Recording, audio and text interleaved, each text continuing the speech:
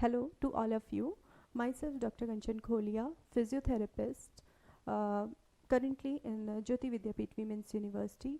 Today, we will have one of the important topic in our lecture, that is the core part in the physiotherapy.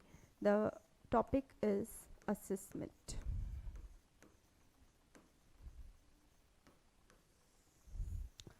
So today, this is one of the most core element in our either the site of treatment part, either we are acknowledging the condition of the patient. So today we will go through toward three things: the first, second, and third. The first one, we will have the definition of physical assessment.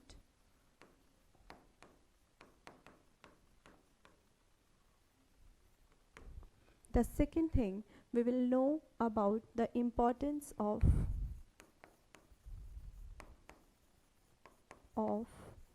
physical assessment. The third thing, which today we will discuss about the goals of physical assessment. So this is the outline which we will discuss today in the lecture: the assessment part, the definition of physical assessment, importance of physical assessment, as well as the goals of physical assessment. If we are talking for the part of assessment, so this is one of the we can say the fact by which we can know actually what is the condition of the patient. We can gather all the information, we can collect all the information about the patient's condition, and this also give us view about the diagnostic procedures, test as well. It helps us or we can say it plays important role toward when we are planning the protocol or the framework or design of our treatment. As we can also say, assessment is one of the backbone part when we are working for the recovery of the patient. Why? Because each of the recovery procedure is depend upon the assessment, as this is one of the initial part when we are working for the that recovery or the treatment. So first of all, when we are coming for the assessment part, that is one of the comprehensive process.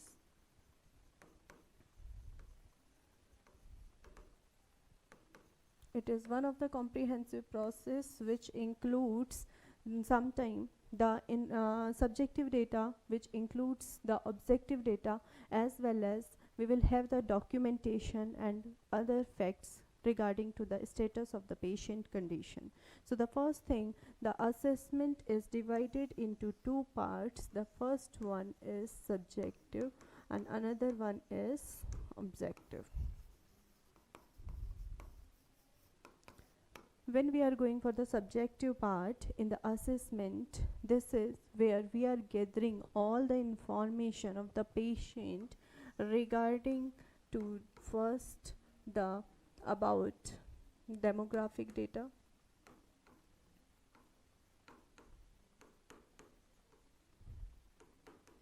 the second one is when we are working for the history of the patient condition. The third one is the lifestyle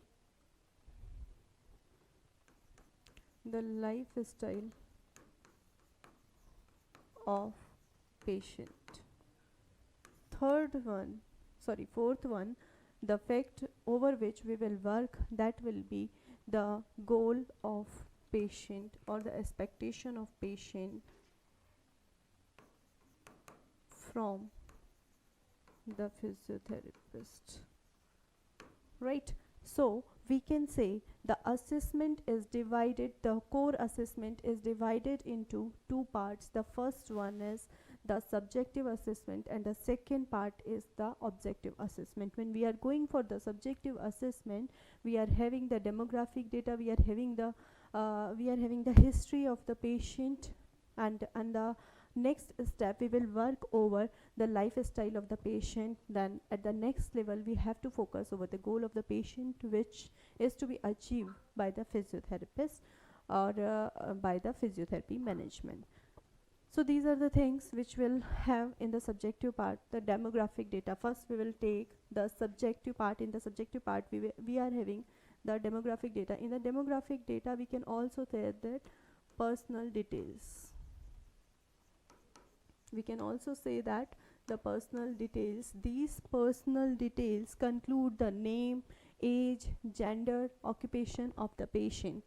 So let's we have the name, age, gender, as well the name, age, gender, as well we are having the occupation of the patient, right? So this is the first thing which we are acknowledging by the demographic data. So come to the part of the history of patient condition. Now one of the fact where there is having a vast confusion level, either we are working for the history of the patient or we are going for the history of the patient condition. So the right answer which we have to focus, which we have to put in mind, that is we have to focus over the history of patient condition, not in the patient's other life managements. So for the part of the history we will have the present history, the past history, medical history, as well as we are having the social history. Okay, so social history basically includes the family history. The first thing, come to this part, when we are going for the history of the patient, we are having the present history. Second one, we are having the past history, and the third one we are having the social history. Another one we are having the medical history. So these all are indicative markers of different aspect of patient conditions. From here we can have the identification of the patient condition by which the patient is suffering at the time. Again, I'm revising this. In the present history we can acknowledge the present condition of the patient by which he or she is suffering.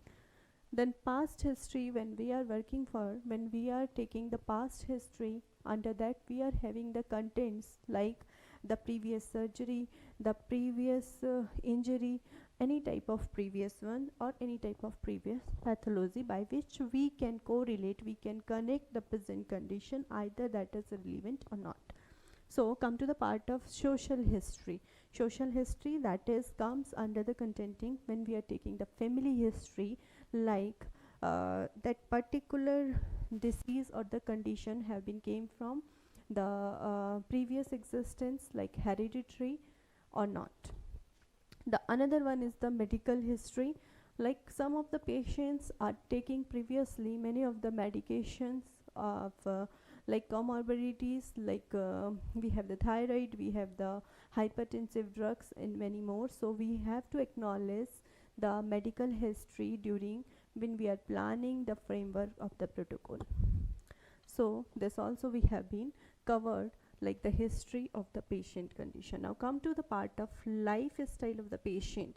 Okay, why we are seeking the lifestyle of the patient? Because when we are making a frame, when we are designing a protocol of the patient, it will, if the lifestyle is having severe type of markers which can hamper the protocol or the recovery zone of the patient, that should be acknowledged by us so that we can have the changes or variance over that. So come to the part lifestyle of physical of the patient condition, who is suffering from any type of condition. So lifestyle, we can have the psycho-social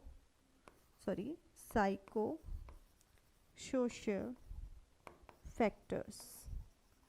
For example, the patient is handicapped, the patient is somewhere impaired, or sometime if the patient is suffering from long term illness. And many times we can also say that when the patient is having some type of mental disorder, in that condition the patient lifestyle can hamper by two of factors, like the psychological factors and the social factors. How psychological factor impact by the social factor, this is a big question. Yes, sometime when we are having some of the like unique we can say the disabilities or any type of unique behavioral disorders, or a different type of like aspect of life, then the community site is slightly change over us. For example, if a person who is handicapped when moves, the community having 50% of mindset toward the different type of behavior. So somewhere that social conditions, community can hinder the mental aspect of the patient toward the condition. As well, when the person or our patient is having a long term of disease, or he or she is suffering from long term of disease, the patient automatically goes 50% of patient automatically goes for the some type of mental disorders like hopelessness conditions, depression, anxiety disorders, and many more. So for preventing these things, we can also mark in our assessment part the socio-economical as well as the psychosocial factors. So these are the two factors which we can see in the lifestyle of the patient. So the last part or the outline of our assessment, that is the goal of patient. Some of people's, or many times we are seeking that the goal is to be decided by the insight of the patient, or sometime it is to be insight of therapist. Actually the question arises here, a therapist or the medical practitioner when preparing for designing the protocol, then we have to be focused, we have to be put in our brain the patient goal should be included under our framework of designing the protocol for easy recovery or better recovery. So the goal of patient is always that portion which is the priority of the patient, which he or she is wanting to achieve from the physiotherapy management. So whole the assessments of a subjective part comes under these facts or these scenarios or terminologies. You must include these all things under the subjective assessment of a condition, of a patient condition. So come to the next part of assessment, that is the objective part. When we are coming for the objective part, what are the things which we have to conclude? The first one is the observation. The first one is the observation. The second one is the palpation. The third one we are having the neurological testing, or we can also say in another word the sensory testing or reflex testing.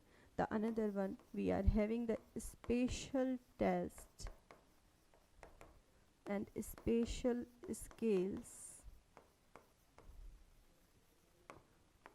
range of motion, then physical examination.